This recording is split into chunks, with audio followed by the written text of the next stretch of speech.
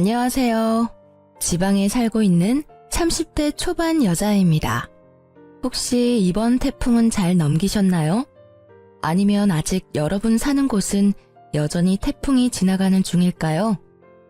아주 위력이 센 태풍이지만 부디 안전히 큰 피해 없이 지나가길 바라봅니다. 제가 사는 곳은 하루 지나자 바람이 사그라들고 언제 그랬냐는 듯 날이 겠습니다. 오늘 들려드릴 제 사연도 지금 날씨랑 비슷한데요. 전 남편이라는 태풍에 하마터면 휩쓸려 갈 뻔한 제 과거 이야기 한번 들어보시겠어요? 오늘 사연을 적으면서 제 인생을 쭉 돌이켜봤는데요. 저도 모르게 눈시울이 붉어지더라고요. 제가 기억이 가물가물한 아주 어렸을 때부터 저희 부모님은 자주 다투셨습니다. 가정 불화는 주로 돈 문제였던 것 같습니다. 그러다 초등학생 때 아버지가 지병으로 돌아가시고 어머니는 기다렸다는 듯이 집을 나가셨습니다. 야속하게도 어린 저만 혼자 두고요. 아버지 장례식장에서 만난 친척들은 모두 악마 같았어요. 어린 제게 앞으로 고생길이 훤히 보인다는 둥 자기들은 절대 맡아서 키울 생각 없다며 못난 말도 면전에 대고 하셨었죠. 어린 제가 키워달라고 안겨붙을까봐 더 못되게 그랬을까요? 장례식 끝날 때까지 그 누구도 혼자인 제게 괜찮냐며 손 내밀어준 사람은 없었습니다. 홀로 아무도 없는 집에 돌아간 그날의 상처는 아마 영원히 지울 수 없을 겁니다. 부모님 두 분 다 재산이랄 게 크게 없는 집이었어요. 그런데 아빠의 부조금마저도 어린 제게는 허용되지 않았나 봐요. 그나마 막내하며 가깝게 지냈던 건 고모였는데요. 고모라는 인간은 제게 단돈 2만 원만 쥐어주고 부조금을 모조리 들고 사라졌습니다. 지금까지 죽었는지 살았는지 모릅니다. 어린 저는 경제 감각이 없으니 그때 고모가 쥐어준 2만 원이 되게 크게 느껴졌어요. 고모는 그래도 조금은 날 좋아하는구나 착각 들 만큼요. 하지만 금방 집에 먹을 것도 동나고 돈도 떨어진 저는 그렇게 며칠을 혼자 굶었습니다. 그러다 집에 방치된 저를 발견한 사회복지사를 통해 보육원에 가게 됐습니다. 보육원에 있다가 또 언제 혼자가 될지 모르고 밥을 먹을 수 있는 마지막 기회일지 모른다는 바보 같은 생각이 들더라고요. 저는 보육원 첫날부터 옆 친구들 밥까지 탐내며 허겁지겁 밥을 먹었습니다. 당연히 그곳의 친구들은 첫 만남부터 절 싫어했고 원장은 모두가 보는 앞에서 그런 제 뺨을 때렸던 기억이 나요. 그때 저는 본능적으로 세상은 저 혼자 헤쳐나가야 함을 깨달았습니다. 배를 골지 않으려면 내 인생은 나 스스로 구제해야 함을 깨달았죠. 그렇게 저는 보육원에서 고등학생 때까지 자랐습니다. 머리가 점점 클수록 원망도 많이 생기더라고요. 날 두고 죽은 아빠, 그리고 도망간 엄마, 나 몰라라 한 친척들에 대한 원망이요. 아니, 어린 저를 감당하기 싫었음 진작 절차 밟아서 보육원에 맡기지 왜 방치해뒀나 싶었습니다. 혹시 내가 혼자 죽기를 바랐던 건가 하며 증오심도 자라났죠. 나쁜 짓을 하거나 방황하지는 않았고 전 그저 그 모든 미운 감정들을 연료 삼아 열심히 살았습니다. 만 18세의 나이로 보육원을 독립했고 대학교는 생각하지 않았어요. 고졸이지만 나름 작은 회사 경리로 들어갔거든요. 고등학교에서 제가 어느 정도 공부를 하니 담임 선생님께선 제게 공무원 시험을 준비해보라 하셨어요.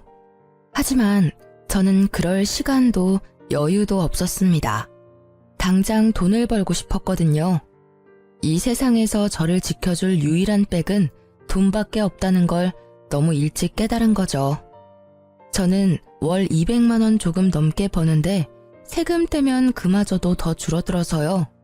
20대 초반에는 저축하며 제 입에 풀칠하기 바빴습니다. 공부에 투자할 시간과 돈은 없었어요. 물론 공무원 시험을 아예 포기하지는 않았습니다. 금전적으로 허덕이지 않을 때쯤 공시 공부도 시작했어요. 그런데 조금 살만해질 때쯤 주위를 둘러보니 정말 다들 가족, 연인과 저마다 함께 있더군요. 이 세상에 저만 덩그러니 혼자인 기분이 들었습니다. 다들 혼자가 아니라 누군가와 함께 인생을 꾸린 모습에 저는 지독한 외로움에 시달렸어요. 분명 제가 기억하지 못하는 순간에는 저희 부모님도 좋았을 때가 있었겠지 생각도 했어요. 그러던 중 저는 고등학교 친구가 해준 소개팅에서 첫 남자친구를 만나게 됐어요. 그게 25 넘어 하는 제 첫 연애였습니다. 이미 연애를 여러 번 해본 남자친구는 모든 게 능숙했어요. 그 나이에도 서툰 제게 보채지 않았고 처음엔 매너 있었죠. 하지만 사귈수록 발견하게 되는 그놈의 민낯은 추악했습니다. 술만 먹으면 망나니로 돌변하더군요. 그 구렁텅이에서 절 꺼내준 게 다름 아닌 앞집 살고 있던 전 남편입니다. 제게 뭐가 모자라서 그런 놈에게 당하고 사냐고 신고도 도와주고 늘 퇴근길을 함께 해줬어요. 덕분에 징글징글하던 전 남친에게 벗어날 수 있었죠. 아무도 제게 손을 내밀지 않던 제 세상에 먼저 손 내밀어준 남편이 너무 고마웠어요. 게다가 그 사람은 술, 담배는 입에도 안 댔어요. 심지어 직업이 공무원인 남자를 보며 저 역시 덩달아 학구열도 불타오르더라고요. 나름 새로운 꿈과 욕심이 생긴 저는 9급 공무원 시험을 준비했습니다. 그 당시 남자친구였던 남편도 잘 될 거라며 옆에서 많이 응원해줬어요. 그리고 지금껏 혼자 살아온 제 얘기를 듣고 본인이 겪은 일처럼 많이 아파했습니다. 자기는 혼자서 어떻게 그렇게 예쁘고 참하게 잘 컸어? 그동안 정말 고생 많았어. 앞으로는 내가 있으니까 걱정하지 마. 평생 자기 외롭지 않게 내가 지켜줄게. 그리고 한치의 의심 없이 절 지켜주겠다던 그의 청혼을 받아들였습니다. 그렇게 세상 따뜻했던 남자친구는 남편으로 한 식구가 되자마자 제게 무리한 요구를 했어요. 여보, 이제 결혼했으니까 회사는 그만두는 게 어때? 왜? 나 9급 시험 떨어졌을까봐? 나 진짜 열심히 공부하고 있으니까 걱정 마. 그리고 회사 다니면서 공부하는 게 마음 편해. 섣불리 오래 다닌 내 첫 직장 그만두는 건 좀 무섭거든. 시험 합격하면 그만두려고. 뭔 소리야? 합격이라니. 설마 진짜 당신이 9급에 붙을 거라 생각하는 거야? 그게 무슨 뜻이야? 말 그대로야. 진짜 당신이 붙을 거라 생각하냐고. 아니 고졸에다 학원 한번 제대로 다녀본 적 없으면서 단번에 공무원 시험 합격 바라는 건 너무 꿈이 큰 거 아니야? 난 단지 당신 지금 회사 연봉이 너무 적어서 차라리 알바가 낫겠다는 말을 하고 싶었을 뿐이야. 우리 엄마 만두가게 알바생이 당신보다 돈 많이 받아. 그거 알고 있어? 첫 직장이자 지금껏 몸담아왔던 직장은 제가 고졸이라 승진은 꿈도 못 꿨습니다. 하지만 개미똥만큼이라도 매년 연봉이 오르더라고요. 힘든 코로나 시기에도 잘리지 않고 계속 다닌 것만으로도 감지덕지했습니다. 공무원 합격하기 전까지는 계속 그 회사를 다니고 싶은데 갑자기 남편은 다니던 회사를 당장 그만두라 하더군요. 저를 믿고 응원해줬던 연애 시절 남친은 사라지고 돌변한 남편은 고졸인 제가 공시에 어떻게 합격하냐며 비웃더라고요. 당신 말이 너무 심한 거 아니야? 나는 내 힘으로 구한 내 첫 직장, 월급은 적어도 만족하면서 다니고 있어. 듣다 보니 무시하는 것 같아 기분 나빠. 그리고 당신 내가 공무원 안 하길 바라는 눈치다? 안 하길 바라는 게 아니라 안 붙을 걸 예상하는 거야. 고졸인 네가 공시는 무슨 공시야. 헛꿈 그만 꾸고 돈 안 되는 회사는 얼른 그만둬. 그리고 말인데 우리 엄마 만두가게 장사 잘 되는 거 알지? 요즘 손이 모자라다는데 당신이 가서 일 좀 도우면서 배워봐. 그럼 우리 엄마가 당신한테 가게 선뜻 물려줄 수도 있잖아. 헛꿈? 말을 왜 그렇게 함부로 해? 결국 지금 나한테 회사 그만두고 어머님 가게 일 도우라는 거잖아. 나 당신 부인이야. 부탁도 아니고 명령하잖아. 이게 지금 뭐 하는 태도야? 제가 한 번도 지은 적 없는 불쾌한 표정을 짓자 남편은 적잖이 당황했습니다. 아니, 말이 헛나온 거야. 난 그냥 당신 비전도 없는 회사에서 개고생하는 게 싫어서 그랬지. 아무리 그래도 말이 어가 다르고 어가 다르지. 그래, 나 고졸이다. 고졸이 뭐가 어때서? 난 떳떳해. 내가 혼자 어떻게 졸업한 학교인데. 미안해. 일단 진정 좀 하고 내 말 좀 들어봐. 내가 요즘 엄청 스트레스 받아서 당신한테 나도 모르게 성질 부렸나 봐. 아니, 우리 엄마가 요즘 몸이 불편하다고 병원에 같이 가자고 자꾸 부르시잖아. 근데 당신도 알잖아. 나 업무 많아서 야근까지 하는데 엄마까지 케어하느라 요새 좀 몸이 힘들다. 그래서 당신한테 좀 부탁하려고 했는데 말이 삐뚤게 나가서 미안. 뭐? 어머니 아프셔? 어디가 아프신데? 그럼 그렇다고 나한테 진작 말을 하던가. 엄마 좀 챙겨달라는 부탁을 못해서 제게 못되게 군 남편이 미웠지만요. 생각해보니 요새 저도 바쁘다고 시모에게 연락을 못 드렸던 거예요. 저는 남편을 타박하며 곧바로 시모께 찾아갔습니다. 어머님, 저 왔어요. 제가 요새 그이 따라 공무원 되고 싶어서 공부를 시작했거든요. 근데 회사 일까지 바빠서 너무 정신이 없었어요. 어머님께 요즘 신경 못 써드려서 정말 죄송해요. 편찮으시다는 말 듣고 바로 온 거예요. 많이 안 좋으신 거예요? 어머님, 앞으로 병원은 저랑 같이 다녀요. 결혼 전에는 가족품이 그립다더니 너 결혼 후에 내가 먼저 안 하면 연락 한 통 없더라. 인간이 다 그래. 뒤돌아서면 남이지. 자식 새끼라고 키워봤자 그놈도 지엠이 아프다니까 툴툴거리기나 하고. 에이구, 내가 빨리 죽어야지. 어머님이 왜 빨리 죽어요? 말만 그런 게 아니라 진짜 이제 어머님은 제 가족이에요. 저 무서우니까 그런 나쁜 말 하지 마세요. 저희 때문에 많이 속상하셨죠?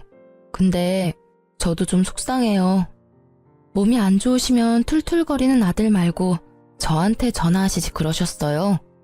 제가 불편해할까봐 안 하셨죠? 저 괜찮으니까 앞으로는 무슨 일 생기면 무조건 저한테 전화 주세요. 아셨죠? 이그, 너 지금 내 가게 보고 나한테 아양 부리는 거지? 이 가게 어차피 너 물려줄 생각 없으니 꿈도 꾸지 마라. 어머님, 저도 만두 빚으면서 평생 살기 싫거든요. 저는 제가 좋아하는 일 하면서 살 거예요. 당분간만 도와드리는 거니까 월급은 제가 전에 있던 직장보다 많이 주셔야 해요. 뭐? 회사를 그만뒀어? 네, 저 회사 그만뒀어요. 글쎄, 쥐꼬리만한 월급이라고 남편이 바가지로 엄청 긁어대더라고요.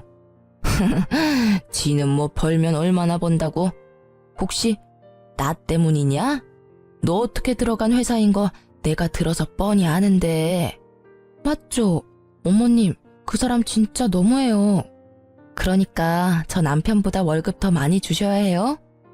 사실 회사는 저 승진시켜줄 생각도 없는데 계속 붙잡고 있었던 것도 뭐 제 자격지심이죠. 제가 처음으로 이뤄내고 지켜낸 자리니까요. 하지만 지금 내려놓아도 저는 괜찮아요. 그 회사보다 전 어머님이 더 중요하거든요. 그 대신 저 꼭 어머님이랑 같이 지내면서 공시도 합격할 거예요. 뭐 그건 네가 하는 거에 달려있지. 처음엔 못된 말만 하는 시모 때문에 무척 속상했어요.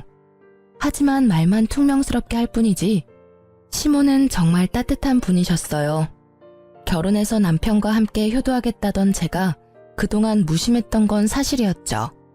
그래서 서운했던 게 생각 안 나게 시모께 더욱 잘해드리려 노력했습니다. 그렇게 저는 일주일에 한 번 시모 병원을 따라다니면서 평일에는 만두가게에서 일했어요. 저는 어머님의 재산이 얼마인지 그 작은 만두가게의 가치가 얼마인지 잘 몰랐는데요. 같이 지내다 보니 어머님이 꽤 여유가 있으신 분이란 걸 알았어요. 어머님께서는 원래 제 연봉을 물으시더니 딱 그 연봉의 2배는 좋게 넘게 주셨어요. 제가 하는 일이라곤 만두 빚는 것 뿐이었어요. 만두소는 어머님께서 직접 만들고 만두는 직원들과 함께 빚었습니다. 직원이 많아서 힘에 붙이지도 않더라고요. 당일 만들어 당일 소진하는 만두는 오픈하자마자 매일 빠르게 품절됐어요. 그래서 저는 오전에 잠깐 근무하고 덕분에 공부할 시간도 많이 벌었습니다. 어머님도 저와 같이 지내다 보니 마음이 풀리셨는지 전보다 저와 엄청 사이좋게 지냈어요. 어머님은 제가 쉬는 날이면 매주 꼭 예쁜 만두를 빚어서 보내주셨어요. 아들 말고 며느리 먹으라고 손수 빚어주신 거였어요. 그리곤 어머님은 항상 덕담을 잊지 않으셨습니다. 예쁜 만두 먹고 예쁜 손주 보렴.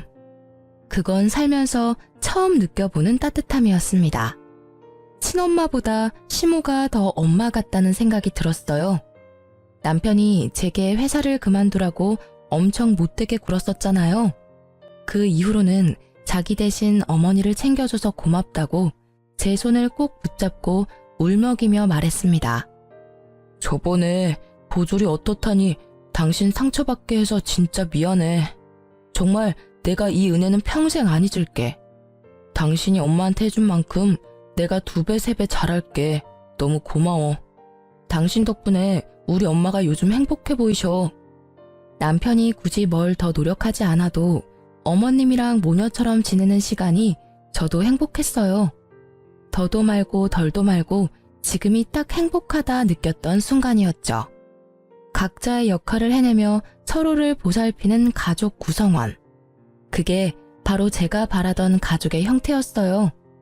그런데 제게 고맙다던 남편은 은혜를 갚겠다더니 그걸 원수로 갚더라고요. 연애 때부터 야근이 잦은 건 알고 있었지만 남편은 부쩍 더 늦게 들어오는 날이 많아졌어요. 심지어 야근하고 올 시간을 넘어 훨씬 더 새벽 시간에 술에 취해서 집에 들어왔죠. 술, 담배라고는 안 하던 남편이었는데 혹시 또 제가 모르는 괴로운 일이라도 있나 싶었습니다. 여보, 또 술 먹었어? 요즘 무슨 일이라도 있는 거야? 왜 이렇게 인사불성이 된 거야? 야, 너는 입맛 시집 자라서 호강하는 줄 알아. 뭐? 당신 지금 그게 무슨 말투야? 아, 이게 진짜 지가 뭐라도 되는 줄 아나? 야, 이리 와봐. 본 적 없는 얼굴로 비틀거리며 다가오는 남편 때문에 순간 온몸이 경직됐습니다. 저도 모르게 저리 가라고 남편을 세게 밀치자 남편은 그대로 그냥 뻗어서 자더라고요. 아무 일도 일어나지 않았지만 곧 무슨 일이라도 생길 것 같았어요. 저는 전 남친이 술 먹고 제게 폭력을 행사했던 트라우마 때문에 지금도 술 먹은 사람들 근처에도 안 갑니다. 그런데 가장 가까이 지내는 남편이 취객처럼 굴자 심장이 미친 듯이 뛰었죠. 게다가 남편은 술에 취해 그냥 자는 것도 아니었어요. 잠시라도 정신이 들면 꼭 큰 소리로 마누라 어딨냐고 고래고래 소리를 질렀죠. 아니면 밥 좀 차리라며 주정을 부렸어요. 여보, 잘못했어. 내가 마시고 싶어서 마신 게 아니라 회식 때문에 그런 거야. 다음날 술 깨면 남편이 회식 때문이라며 싹싹 빌어대서 한 번은 봐줬는데 그 뒤로도 계속 똑같은 문제가 반복됐습니다. 저는 가게 때문에 남편보다 일찍 출근하고 남편이랑 그 문제에 대해서 제대로 대화할 시간이 없더라고요. 그렇게 제가 얼렁뚱땅 넘어가니 점점 더 선을 넘는다 싶었죠. 저는 처음엔 술 취한 남편이 무서웠는데 몇 번 반복되니 점점 속에서 열불나서 참을 수 없었습니다. 야, 너만 소리 지를 줄 알아? 남편이 또 술에 취해 들어와 난동을 부리길래 전 똑같이 남편에게 소리를 질렀어요. 그러자 남편은 살벌한 얼굴로 식탁 위에 물잔을 잡더라고요. 그리고 남편은 제게 물을 뿌렸습니다. 유리잔은 그대로 싱크대에 던져버려서 깨졌고요. 저는 물에 젖은 생쥐꼴로 바들바들 떨며 어머님께 전화했습니다. 그때는 이상하게 경찰보다 시모가 더 먼저 떠오르더라고요. 제 연락에 택시를 타고 한달음에 달려온 어머님이었어요. 어머님. 아니, 너 괜찮냐? 잘밤에 머리가 다 젖었네. 어딨어? 내 며느리 울린 이 못난 놈 어딨냐? 어머님은 세상 모르고 잠든 남편에게 쌍심지를 켜시곤 다가갔어요. 어머님은 냉장고에서 꺼낸 물병 뚜껑을 열고 자는 남편에게 그대로 들이부으셨어요. 차가워. 누구야? 누구긴 네 애미다 이 썩을 놈아. 엄마? 땡수 마찰하니 지 애미는 알아보구나. 근데 왜 네 색시를 못 알아봐? 어디 술 취했음 곱게 잘 것이지 내 며느리를 괴롭혀? 내가 또 술 먹고 실수했대요. 아니, 당신은 그렇다고 지금 시간이 몇 시인데 엄마를 불러. 뭐? 또? 이따위로 인사불성된 게 한두 번이 아니었단 말이지? 너 이 자식 애미가 우스워? 어디 내 앞에서 큰 소리야? 아니, 어디 너만 사회생활하냐? 응? 네 부인은 시모 뒷바라지 한다고 매일 얼마나 힘든 줄 알아? 사실은 어머님이 일을 덜 시키면 덜 시키셨지 저는 만두가게 일이 힘들지 않았거든요. 하지만 남편 앞에서 저를 두둔하기 위한 못된 시어머니를 자처하셨죠. 나도 모자라 너까지 부인을 괴롭히면 쓰냐? 너 이따위 망나니 짓 할 거면 당장 이혼해라. 어디 감히 내 며느리한테 물을 끼얹어? 내가 시집살이 시킨다고 너까지 지금 네 부인을 무시해? 너 지금은 물잔이지? 나중에는 네 손에 뭐가 들려있을지 앞날이 훤히 보인다. 엄마, 무슨 말씀을 그렇게 하세요? 그럼 나중에 제가 뭐 가정폭력이라도 저지른다는 말씀이세요? 아이고, 이미 넌 폭력을 쓴 거야 이놈아. 술 처먹고 와서 괴롭힌 게 폭력이야. 아가, 내가 경찰 부르마. 저런 놈은 콩밥을 먹어야 정신을 차려. 시모는 콧김을 뿜으시며 남편에게 쌍욕을 한 바가지 하셨어요. 그러고도 분이 안 풀리시는지 경찰 부르겠다고 화를 내셨죠. 그러자 남편은 상황 파악이 됐는지 무릎까지 꿇은 채로 빌고 또 빌더라고요. 엄마, 무슨 경찰은 경찰이야. 나 공무원이에요. 이러지 마세요. 어? 여보, 내가 다 잘못했어. 다시는 안 그럴게. 그러니까 우리 엄마 좀 말려봐. 저놈 사과하는 꼬라지 봐라. 그게 사과냐? 아가, 일단 우리 집으로 가자.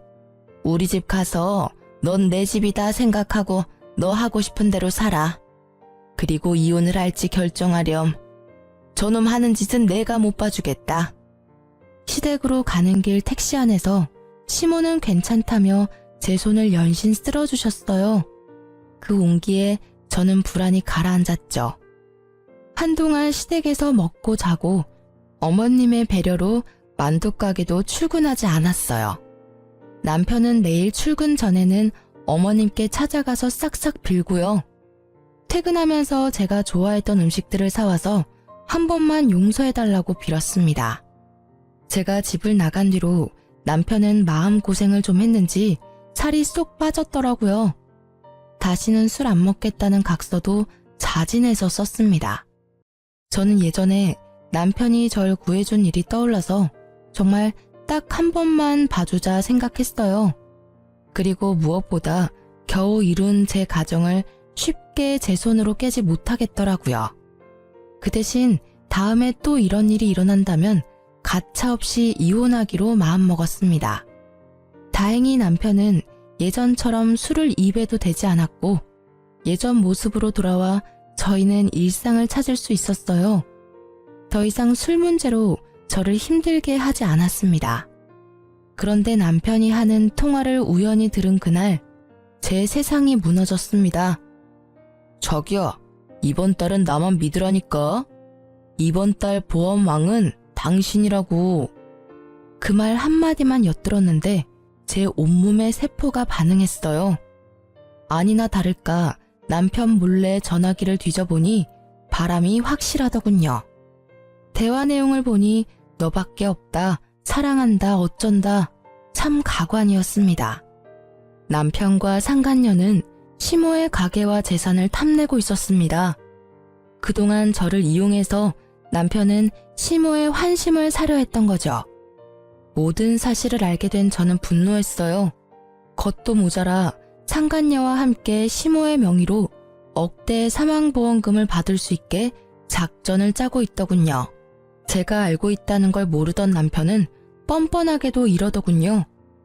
여보, 우리 엄마 내 말은 안 들으니까 당신이 엄마 좀 설득해서 생명보험이랑 이것저것 들어놔. 내가 잘 아는 설계사가 있거든? 상담 받아보니까 지금이라도 보험 열심히 들어놔야겠더라. 엄마가 아무리 여유가 있다고 하셔도 그건 엄마 노후 자금이고 나중에 우리 물려줄 재산이시잖아. 아프실 때 돈은 따로 준비해야 한대. 그리고 사망보험금이 있어야 우리 상속세 부담도 덜 수 있다더라. 저는 남편이 저를 배신한 것보다 낳아주고 키워준 시모를 배신한 게 더 화가 났어요. 처음엔 조용히 이혼하려고 했어요. 하지만 항신소까지 의뢰해서 증거를 수집한 이유는 단 하나, 시모를 지키기 위해서였어요. 남편이 상간녀와 꾸미는 계획이 너무 괘씸하잖아요. 저는 어느 정도 증거를 다 수집하고 남편에게 이혼 통보하기 전 시모에겐 모든 사실을 다 털어놓았죠. 아무것도 모르고 계시면 어머님도 상간녀와 남편에게 눈 뜨고 코 베일 수 있는 상황이었으니까요. 어머님은 제 생각보다 훨씬 더 강인하셨고 단단하신 분이었어요. 오히려 상처받았을 저를 더 걱정하셨죠. 비장한 얼굴의 시모는 제게 딱 한마디만 하셨어요. 아가, 비위상에도 조금만 참아라. 내가 다 해결하마. 어머님은 말씀 따라서 저는 가만히 있었어요. 그런데 도저히 남편과 한 집에 못 있겠더라고요. 이런저런 핑계를 대며 시댁에서 지냈어요. 그리고 대망의 참교육 날이 다가왔습니다. 어머님은 직원들 모두 휴가를 보내주시곤 보험에 대한 설명을 직접 듣고 싶다고 상간녀를 만두가게로 불렀습니다. 상간녀는 저와 비슷한 또래였습니다. 화장기 없는 저와는 다르게 아주 예뻤어요. 막상 마주하니 저는 제가 죄인도 아닌데 괜히 주눅이 들었죠. 그걸 눈치챈 어머님은 기죽지 말라며 제 등을 여러 번 쓰다듬어 주셨어요. 그리고 신나서 열심히 설명하는 상간녀에게 어머님은 대놓고 물으셨어요. 그쪽은 보통 상품을 팔 때 연애도 하는 겁니까? 네? 어머님, 그게 무슨 말씀이신지. 누가 네 어머님이야? 야, 이 몹쓸 거사. 어디 팔라는 보험은 안 팔고 다른 걸 팔고 있어? 무슨 소리시냐고요? 얘 끼놈아. 뭔 소린지 몰라서 물어? 상간녀는 얼굴이 붉어져서 벼랑간 소리를 꽥 지르더라고요. 이내 뭔가 눈치를 챘는지 자리에서 일어난 상간녀를 시모는 가만두지 않으셨어요. 왜 이러세요? 이거 놓으세요. 상간녀의 머리채를 순식간에 잡아챈 어머님은 만두소를 비비듯 상간녀의 머리를 허공에 마구 비비셨어요. 너, 네가 일하는 보험회사에 당장 같이 가자. 앞장서. 내가 내 아들이랑 너랑 바람난 거 회사에 항의하려니까. 어디 감히 되도 않는 꿍꿍이로 접근했어? 뭐 내 가게를 받아서 홀라당 팔아먹겠다고? 그것도 모자라서 내가 죽으면 그 돈으로 내 쓰레기 같은 아들이랑 호의호식하겠다고? 아니 인연 이거 상간녀 주제에 꿈도 크다. 근데 이거 어쩌나? 내가 대대로 장수하는 집안 딸이야. 내가 쉽게 죽을 것 같아? 어디 평생 내 시집살이나 하면서 같이 늙어볼 텨? 평소에 보지 못했던 어머님의 구수한 욕설에 저는 깜짝 놀랐어요. 상간녀는 무릎 꿇고 바닥에 엎드려 빌며 울더라고요. 화장이 눈물에 다 지워진 상간녀의 얼굴을 보자 저는 떳떳한 제 민낯이 더 예쁘다는 생각마저 들었습니다. 제발 회사에는 연락하지 말아주세요. 네? 제가 정말 하라는 대로 다 할게요. 지금까지 어떻게 올라온 자리인데요. 저 정말 개고생하며 살았다고요. 남자 하나 잘못 만나서 제 인생 망치기 싫습니다. 그리고 저 평소에 고객님들한테 딴 맘 안 품어요. 진짜 맹세코 이런 적 처음입니다. 아드님이 먼저 그러자고 제게 제안했다고요. 얼씨구, 당장 네 회사 가서 내 앞으로 된 보험 싹 다 해지하고 내 아들한테는 아직 이야기하지 마. 이야기했다간 그날 바로 내가 너 회사 뒤집어 엎을 거야. 그놈은 내가 알아서 조질 테니까 모른 척하고 기다려. 네 최후는 어떻게 할지 내가 고민해 볼 테니까. 애초에 어머님 보험은 아직 들지도 않았어요. 다만 사모님 보험은 몇 개 들었거든요. 지금 회사 가서 제가 손해보더라도 당장 다 해지할게요. 그러니까 제발 저 한 번만 봐주세요. 내 보험을 들었다고요? 남편은 이미 상간녀에게 제 보험을 몰래 들었더라고요. 정말 TV에서 볼 것 같은 이야기였어요. 사망보험금 2억? 그 액수에 저는 할 말을 잃었습니다. 어머님은 가슴을 찌시며 본인이 미안하다고 우셨어요. 저는 어머님 잘못은 없다고 서로 껴안고 엄청 울었습니다. 상간녀는 그 사이 슬금슬금 도망가고요. 가게를 3일 이상 쉬어본 적 없는 어머님은 상간녀와 남편을 참교육하기 위해 일주일이나 문을 닫으셨어요. 저나 어머니나 둘 다 너무 가여운 인생이라 생각했습니다. 정신없이 저와 함께 우시던 어머님은 이럴 때가 아니라며 제게 정신을 바짝 차리라고 하셨어요. 그리고 남편에게 전화해서 다음 계획을 실행하셨죠. 가게 땅값이 많이 올랐다고 남편을 부르자 남편은 할 일 제쳐두고 쏜살같이 가게로 달려왔습니다. 그래서 얼마나 올랐어요? 엄마 올랐을 때 파는 것도 나쁘지 않아요. 솔직히 엄마 이제 늙으셔서 앞으로 얼마나 장사하실 수 있을지 모르잖아요. 차라리 여기는 정리하고 우리 월세로 옮겨서 가게 다시 열어요. 네? 아무것도 모르는 남편은 싱글벙글한 얼굴로 가게 땅값이 얼마나 올랐냐고 묻더라고요. 아니, 떡 줄 사람 생각도 안 하는데 혼자 침까지 튀기며 흥분하는 남편 놈을 보는데 당장 멱살을 잡아 올리고 싶었어요. 하지만 꾹 참고 어머님의 행동을 지켜보기로 했죠. 그러자 어머님께서는 잡아먹을 듯한 표정을 하시곤 남편에게 이혼 서류에 도장을 찍으라 하셨어요. 이혼 서류다. 긴 말 말고 도장 찍어라. 너네 둘 갈라서 나 그동안 많이 참았다. 며느리 예쁘게 보려고 노력했어. 하지만 도대체 정이 안 가는 걸 어떡하니? 일도 곧잘 할 줄 알았는데 아직까지 혼자 만두 하나 제대로 못 빚어. 이런 애한테 내 가게를 맡길 바에 딴 사람한테 파는 게 낫지. 며느리 하나 잘 키워서 간병인 돈 굿나 했는데 차라리 그 돈으로 나중에 전문 간병인이나 두는 게 낫겠어. 그러니 팔기 전에 이혼 먼저 시켜야지. 엄마 잘 만난 내 아들 덕에 며느리 호강하는 꼴? 난 못 본다. 어머님, 어떻게 말씀을 그렇게 하세요? 네? 두 사람 잘 지내는 줄 알았는데. 어떡할 거냐? 쟤랑 이혼할 거야 말 거야. 이혼하면 하나밖에 없는 아들한테 다 물려주고 안 하면 국물도 없다. 네 가정 지킬래 아님 내 돈 다 네가 가질래? 당연히 난 엄마 편이죠. 당신 엄마한테 얼마나 서운하게 했으면 엄마가 저러셔? 안타깝지만 난 효자라서 엄마 말씀대로 할 거야. 위자료는 꿈도 꾸지 마. 아닌 거 당신이 제일 잘 알잖아. 내가 어머님 잘 보살펴드려서 고맙다며. 그래서 당신 나한테 은혜 갚는다며. 근데 어떻게 이래? 저는 미리 어머님과 계획한 대로 남편에게 매달리는 척도 해봤어요. 하지만 남편은 두말하지 않고 냉정하게 이혼 서류에 도장을 찍더라고요.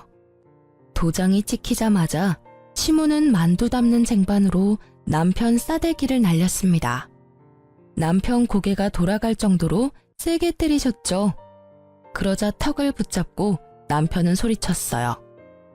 엄마, 왜 이러세요? 갑자기 미친 거예요? 이런 썩을 문디 자식이 아주 지그 아빠랑 똑같네. 아주 똑배 닮아서 조강지처 눈에 피눈물 흘리게 하네. 남편은 무슨 일인지 파악하느라 두 눈을 요리조리 굴렸어요. 저는 상간녀에게 전화를 걸어 남편에게 내밀었어요. 받아봐. 누군데? 여보세요? 고객님, 저예요. 그동안 사모님 몰래 들어놓은 보험 계약은 다 해지됐습니다. 보험료 냈던 건 전부는 못 돌려받아요. 받을 수 있는 건 전부 사모님한테 입금해 놓겠습니다. 야, 이 미친, 뭐라고? 남편은 상간녀의 목소리를 바로 알아보더라고요. 남편 놈은 그제서야 상황을 눈치챘는지 시모와 제게 번갈아가며 손이 발이 되도록 빌었습니다. 이혼 도장 순순히 찍어줘서 정말 고마워. 여보, 오해야. 그런 거 아니야. 엄마 진짜 아니에요. 저 보험 사기꾼이 저한테 접근해서 속은 것 뿐이에요. 야, 맘 같아선 네 재산, 네 직장 다 뺏고 싶은데 더러워서 손도 대기 싫어서 가만히 있는 거야. 그러니까 그 입 다물어. 어머님이 널 어떻게 키워주셨는데 이래? 아가, 저런 쓰레기랑 더 말 섞을 필요도 없다. 너 당장 짐 싸서 우리 눈앞에서 사라져라. 난 이제 아들 따위 없는 걸로 하마. 엄마, 왜 이러셔 진짜. 소미 네가 이제부터 내 딸 해라. 어머님, 내가 너 입양 절차 알아봤다. 자, 서류 받아라. 너도 마음에 준비할 시간이 필요할 테니 잘 생각해봐라. 이놈이랑 이혼하고 나한테 와. 내가 너 꽃길만 걷게 해줄 테니. 이제부터 모든 재산 권리는 우리 소미한테 줄 거야. 어머니, 정신 차리세요. 노망 났어요? 얘는 피 하나 안 섞인 남이라고요. 너 엄마를 어떻게 구워 삶은 거야? 어머님의 폭탄 발언에 남편 놈은 눈을 희번덕거리며 제게 달려들었죠. 시모는 기다렸다는 듯 경찰에게 연락했어요. 여보세요?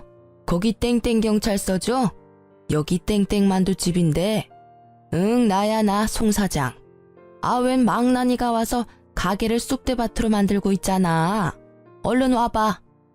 엄마, 누가 네 엄마야 이 자식아. 엄마가 어떻게 이래? 자식한테 어떻게 이러냐고. 남편을 혼내는 어머님의 몸이 미세하게 떨리는 걸 알고 저는 급하게 남편을 가로막고 말했습니다. 너야말로 자식이 어떻게 그래? 상간녀랑 보험 사기단으로 잡혀가고 싶지? 나도 모르는 보험 가입한 거 문제 안 될 줄 알았나 봐. 어머님 앞에서 더 추한 꼴 보이지 말고 얼른 꺼져. 남편 놈은 정말 땅을 치며 발악하더군요. 그래봤자 그놈에게 더 이상 남은 거라곤 아무것도 없었어요. 경찰이 오고 이댁 아드님 아니냐고 묻는데 어머님은 외면했습니다. 그래, 못난 내 아들 맞아. 데리고 있다가 정신 차리면 훈방 조치 부탁해. 가게에서 난동 부린 건 사실이니까. 기운이 다 빠진 남편은 더 이상 제게도 시모에게도 달려들지 않았습니다. 조용히 경찰을 따라가더군요. 너무 큰일을 겪으셔서 혹시나 쓰러지실까봐 저는 내내 어머님 곁을 지켰네요. 어머님은 아들에게 보여주기식이 아니라 정말 저를 입양할 계획이셨어요. 난 정말 소민이가 내 딸 같아. 우리가 이런 인연으로 엮였지만 안 좋게 끝내고 싶지는 않구나. 난 진심으로 널 가족이라 생각한단다. 어머님 마음 저 잘 알아요. 누가 뭐래도 저 어머님 가족이에요. 저 사람이랑 이혼했더라도 여전히 어머님은 제 어머님이세요. 하지만 저 어머님 딸로 들어가면 저 사람이랑 남매인 거잖아요. 저 죽어도 그건 싫어요. 어머님이랑 저 서류상으로 아무 사이는 아니지만 가족같이 지내잖아요. 계속 지금처럼 지내면 안 될까요? 가족이 되면 더 많은 것들이 내게 돌아갈 텐데 난 그게 아쉬운 거야. 소미, 넌 아쉽지 않니? 어머님, 저는 지금도 좋아요. 시모는 제가 끝끝내 입양은 만료했더니 살짝 서운해하셨죠. 하지만 서운해하시는 것도 정말 잠시였어요. 어머님께서는 제 가족이 못 돼준다면 든든한 백은 되어주겠다 하셨죠. 그 약속을 지키시겠다며 그동안 모았던 재산 반은 좋은 기부처에 기부했고 반은 제게 주셨습니다. 그리고는 제게 꼭 공시에 합격하라고 당부하셨어요. 너 공시 불합격하면 내가 준 돈 다시 다 돌려줘야 한다. 에이, 줬다 뺏는 게 어딨어요. 저는 아직도 전 시모, 아니 이제 엄마라고 부릅니다. 엄마랑 병원 갈 일 있으면 같이 가드려요. 공시는 다행히 한 번에 붙어서 받았던 재산은 돌려드리지 않았습니다. 그런데 하필 좁은 공무원 바닥, 저는 전 남편과 같은 부서에 근무하게 됐습니다. 그 인간은 자기 잘못도 모르고 자기 엄마 재산을 가져간 저를 여전히 미워하고 있었죠. 직장에서 막상 저를 마주하니 놀라서 전 남편 얼굴은 사색이 됐더라고요. 불편했는데 그 불편함도 잠시였어요. 얼마 안 가서 상간녀가 찾아왔거든요. 내 인생 책임져 이 자식아. 다 네가 계획한 거였잖아. 네 부인도 네 엄마도 네가 생명보험 억대로 들라며. 야, 여기가 어디라고 지금? 나 보험 사기로 신고당해서 이제 보험일 못해. 너 때문에 보험 모집인 자격 박탈당했다고. 이 자식아, 너 때문에 소문 다 나서 나 나중에 다른 보험회사도 못 가. 내가 할 줄 아는 거라곤 영어뿐인데 어쩔 거야. 네가 나 먹여 살릴 거야? 그럴래? 조용히 안 해? 죄송합니다. 모르는 사람이에요. 다들 일 보세요. 전 남편은 상간녀를 모른 채 했지만 상간녀는 끝까지 그런 전 남편을 물고 늘어지더라고요.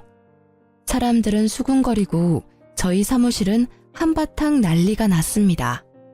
저는 현장에서 실시간으로 보는데 웃음 참느라 혼났습니다.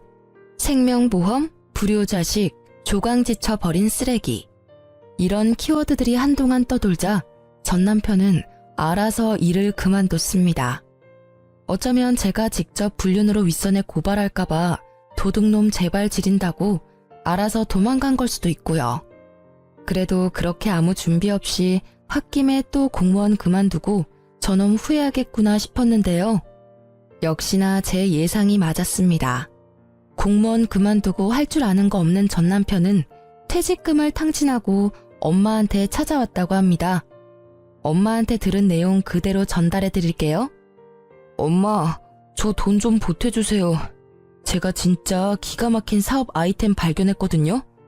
엄마 아들 공무원 시험도 단번에 붙고 엄청 똑똑한 거 잘 알잖아요.